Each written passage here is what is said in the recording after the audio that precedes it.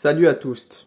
Si j'ai décidé de faire cette vidéo et lancer ma chaîne par la même occasion, c'est parce que dimanche dernier, le 13 mars 2022, sortait le chapitre 1043 de One Piece.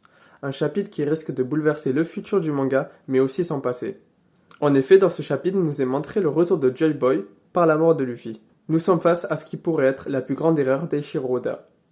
Pour faire simple, dans la plupart des shonen, ici One Piece, le héros est un personnage qui, par son travail acharné, son ingéniosité et ses amis, réussira à franchir de nombreux obstacles pour atteindre ses objectifs. C'est donc un personnage dont il est facile de s'identifier.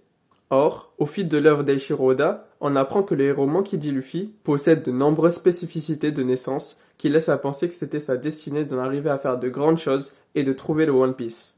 Je m'explique.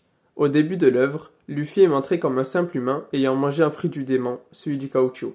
Ce qui, bien maîtrisé, lui donne la possibilité de défaire de nombreux ennemis, plus forts les uns après les autres, mais rien d'extraordinaire.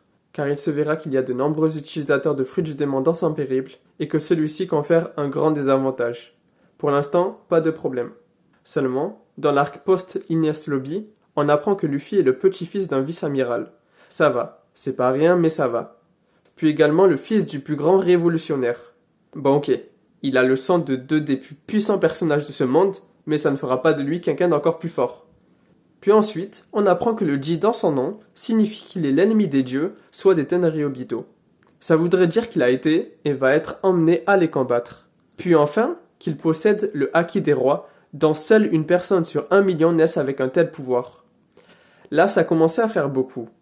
Mais maintenant, avec ces derniers chapitres, on nous montre clairement de 1, que même son fruit du démon est spécial, et de 2, qu'il est la réincarnation de Joy Boy, qui devait arriver 20 ans après Goldie Roger par son fruit du démon. C'est donc là que vient ma conclusion.